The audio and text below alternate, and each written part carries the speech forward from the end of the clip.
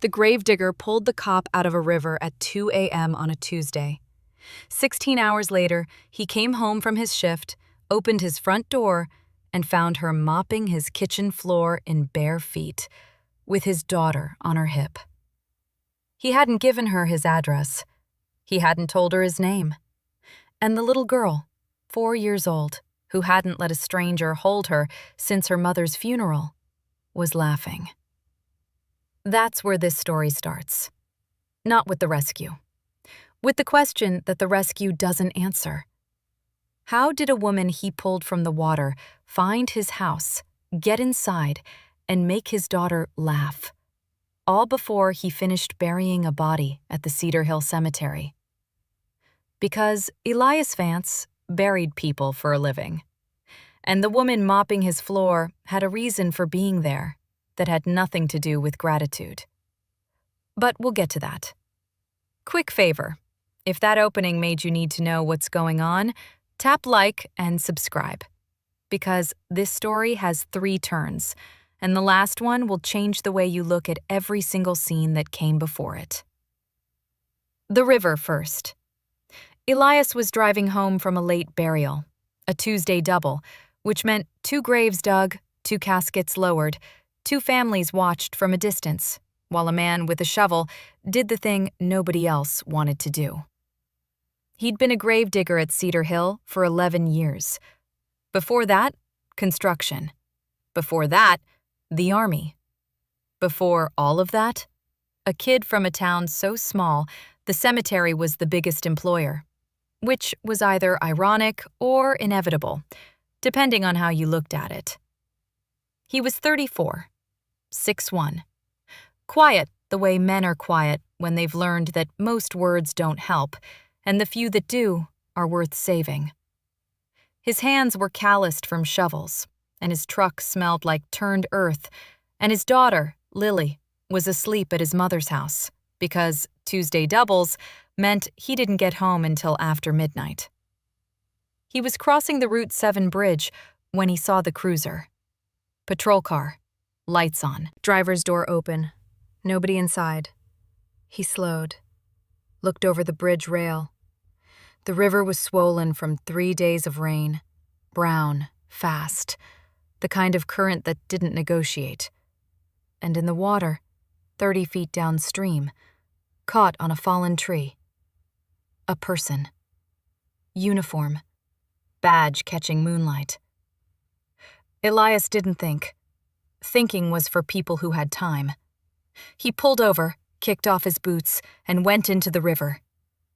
The cold was total. November water. 48 degrees, fast enough to pull your legs out. He swam to her, turned her over, pulled her free, fought the current back to the bank. She wasn't breathing. CPR. 30 compressions, 2 breaths. 3rd cycle. She coughed. Water came up. She rolled sideways and gasped. "You're okay," he said. "You're out." She looked at him, eyes open but not focused. He called 911, stayed with her, his jacket over her body. She gripped his hand. "What's your name?" "Elias." "Elias. I'm Nora." "Nice to meet you, Nora. You should stop swimming in November." She laughed, weak, half cough.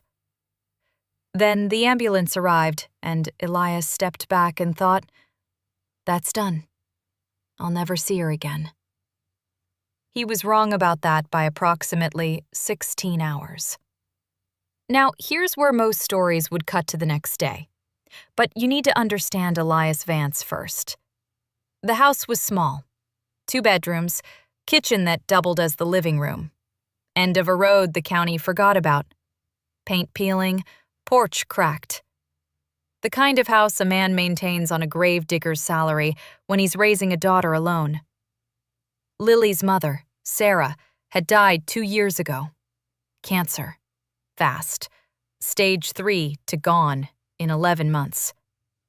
Elias had buried her himself at the Methodist Church Cemetery, because he couldn't stand the thought of a stranger's shovel touching his wife's ground. Lily was 4 now, brown hair, serious eyes. She did not let strangers hold her. Not Elias's coworkers, not the neighbor who babysat. Nobody. She tolerated proximity.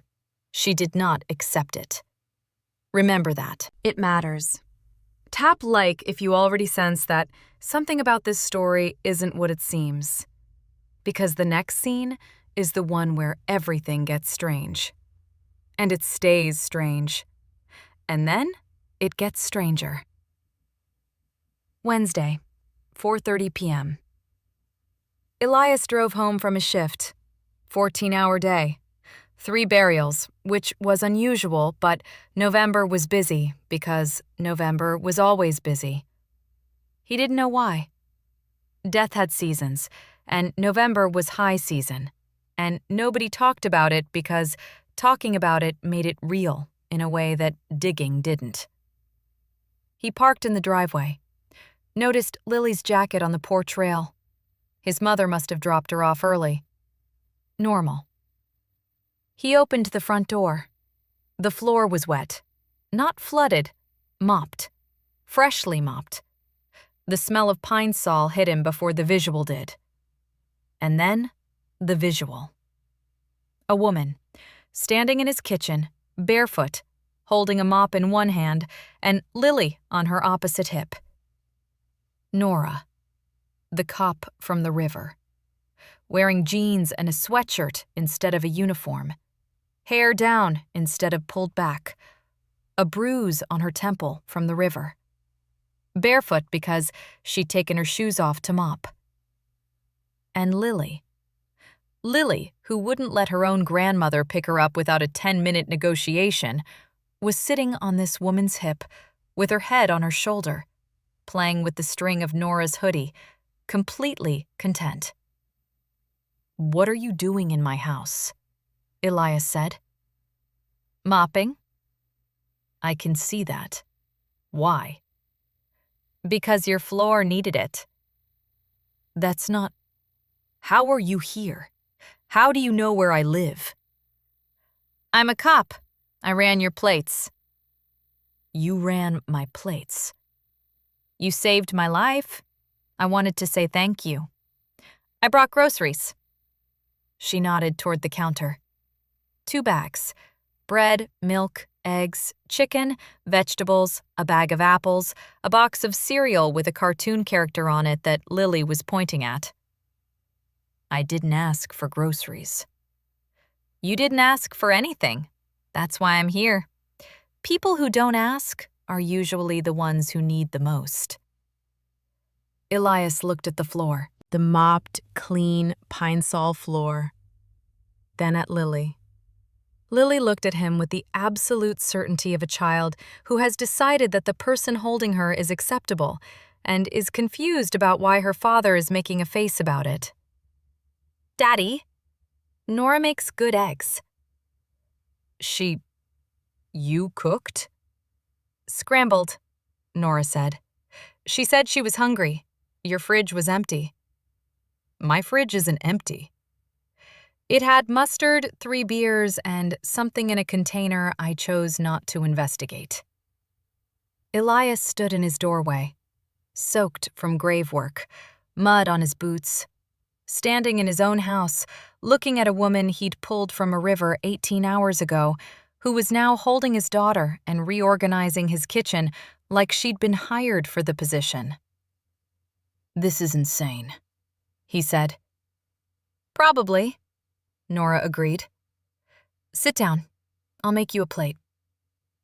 He sat down, not because he agreed, because Lily said, "Sit, Daddy." And when Lily spoke, which was rare, Elias listened. Nora made him eggs. They were good. He hated that they were good. Now pause. Take a breath. Because this is the moment in the story where you think you know what's happening. You think, this is a love story. Gravedigger saves cop. Cop shows up with groceries. They fall in love. Credits roll. That's not what's happening. What's happening is something Nora hasn't told Elias yet. Something she came to this house to find.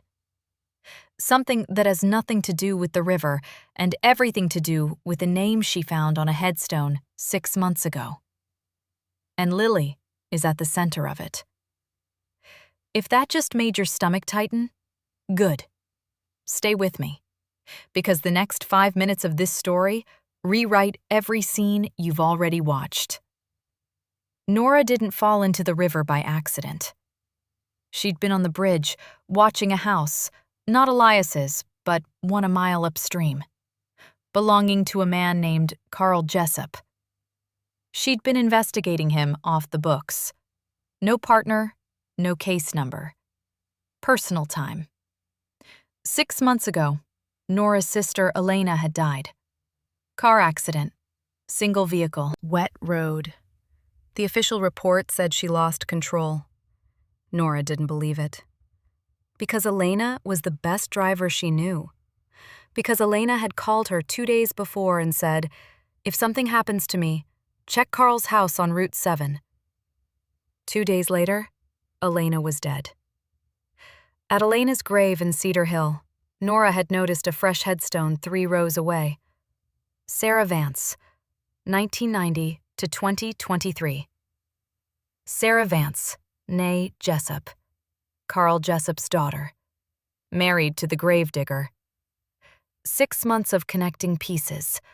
Carl ran insurance fraud, staged accidents, falsified claims. Elena had discovered it through Carl's business partner, Rick Soto. She'd confronted Rick. Rick told Carl. 2 days later, the wet road. Nora couldn't prove it, and the trail had led her to the Route 7 bridge, where a deer bolted. She swerved, and she went into the water. The man who pulled her out was Carl Jessup's son-in-law. She mopped his floor, cooked his eggs, held his daughter, and didn't tell him why she was really there. Tap like if you just realized this story is completely different from what you thought. Because the next turn is the one where Elias finds out. And when he does, the gravedigger who pulled a woman from the water will have to decide what to do about the man who put his wife in the ground. The truth came out on the 3rd visit. Nora had been coming by every few days. Groceries, cleaning, playing with Lily. Each visit, Elias relaxed a little more. Not because he trusted easily, because Lily trusted, and Lily's judgment was better than his. Thursday evening, Lily was asleep on the couch. Elias and Nora were on the porch. Coffee. The kind of silence that happens between people who've stopped performing and are just sitting in the same space.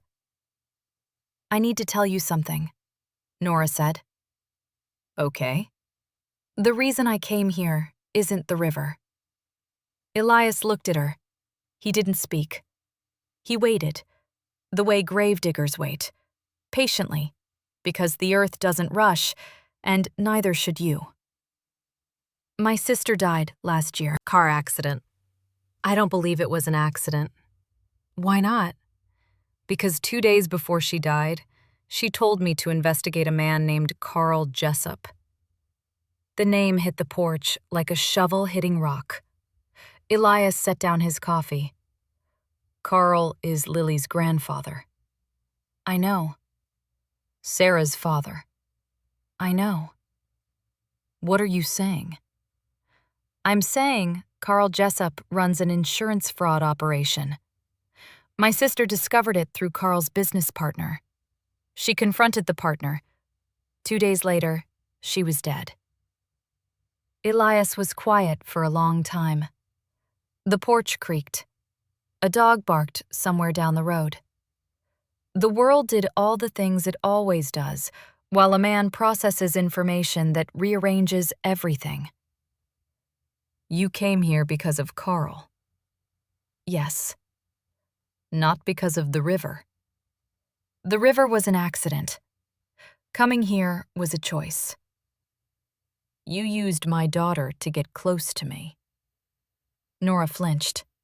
I didn't. You held my daughter. You cooked in my kitchen. You mopped my floor, and the whole time you were investigating my dead wife's father. Elias, were you going to tell me? I'm telling you now. After 3 visits, after Lily calls you by name, after I started thinking.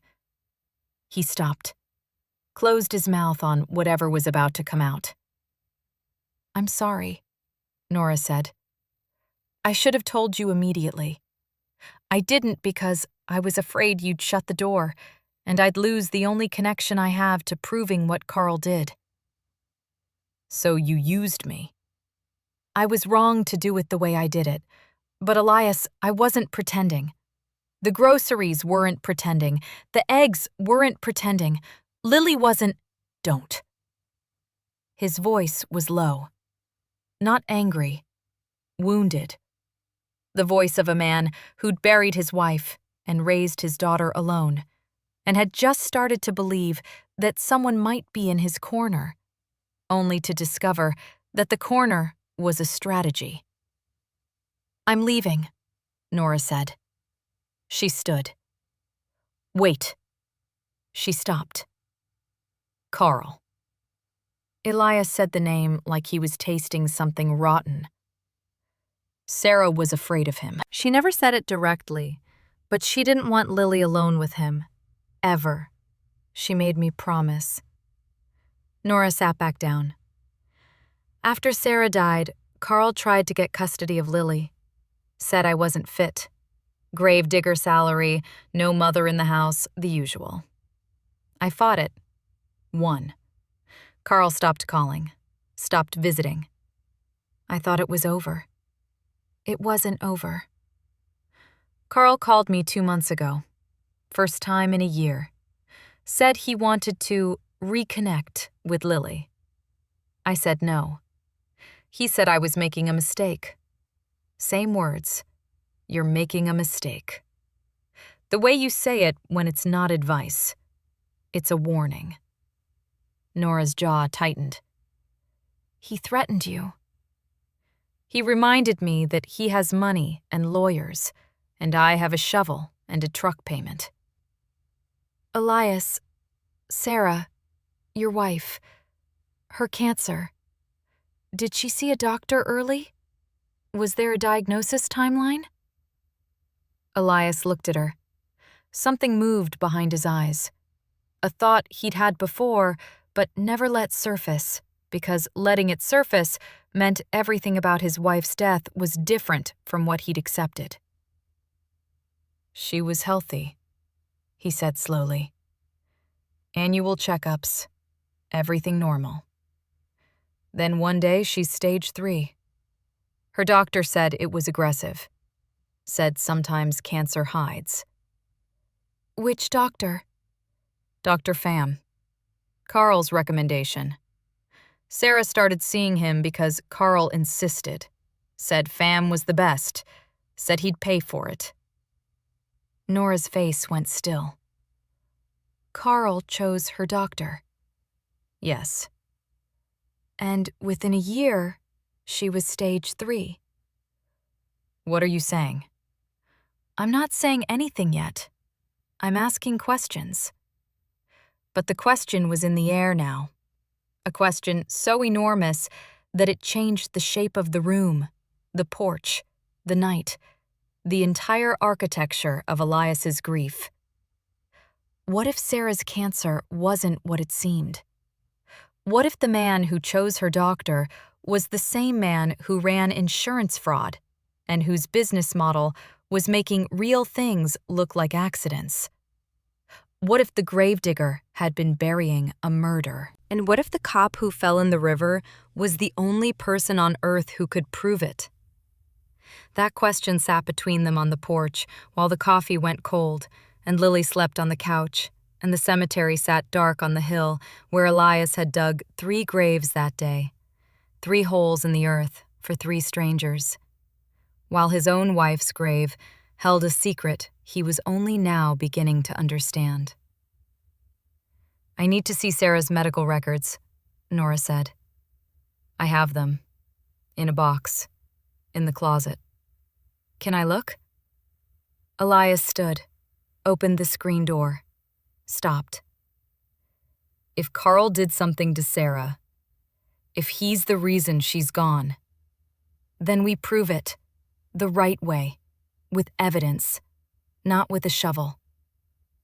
I wasn't thinking about a shovel. Yes, you were. He looked at her. She looked back.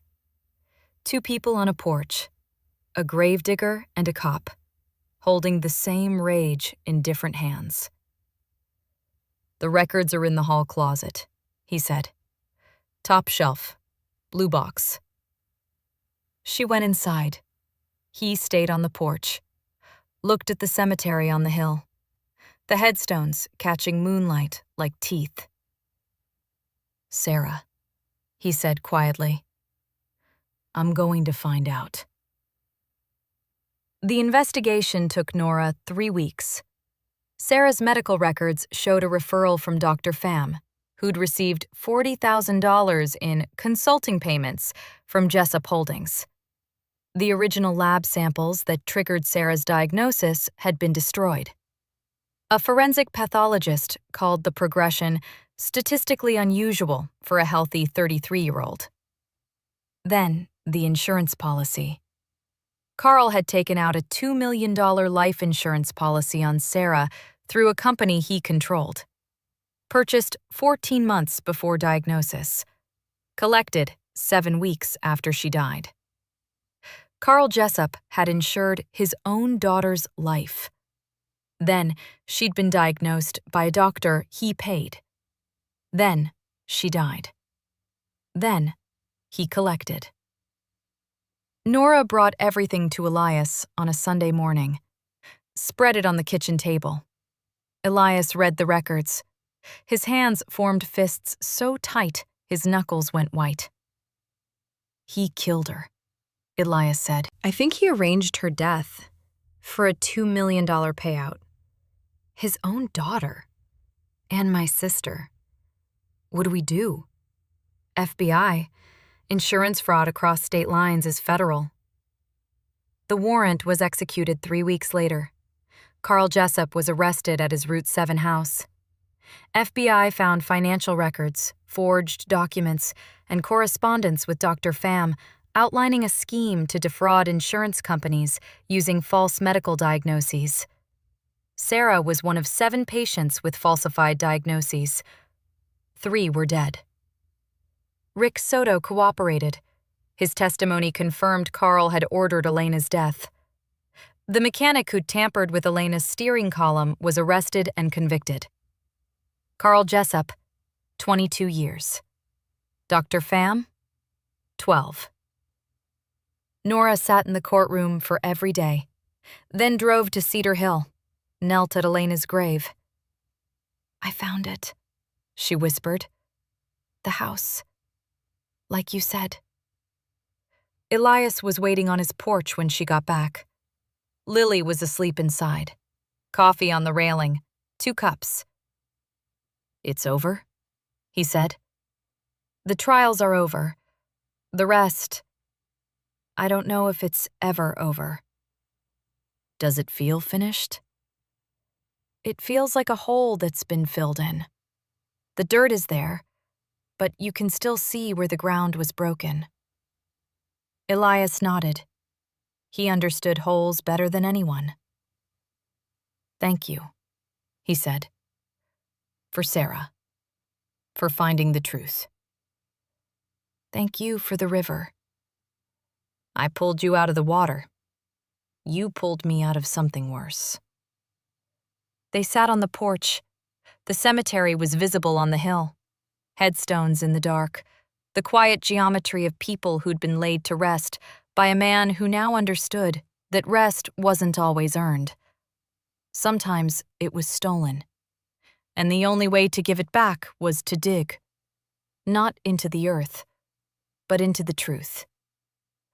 Lily appeared in the doorway, pajamas, stuffed rabbit, eyes barely open. Daddy, Nora's here? Nora's here. Good. Lily walked to Nora, climbed into her lap, put her head on Nora's shoulder, closed her eyes. Nora held her, looked at Elias. He looked back. Neither of them said the thing that was sitting between them, the thing that had been building since the river, since the eggs, since the night on the porch when the truth came out and they chose to carry it together. They didn't need to say it. Some things don't need words. They need time and presence and a porch and a child who decided, before anyone else, that the woman who showed up with groceries and a secret was the person she'd been waiting for. The gravedigger, the cop, the little girl who didn't let strangers hold her. And a story that started in a river and ended on a porch, and proved that the people who save us aren't always the ones we expect.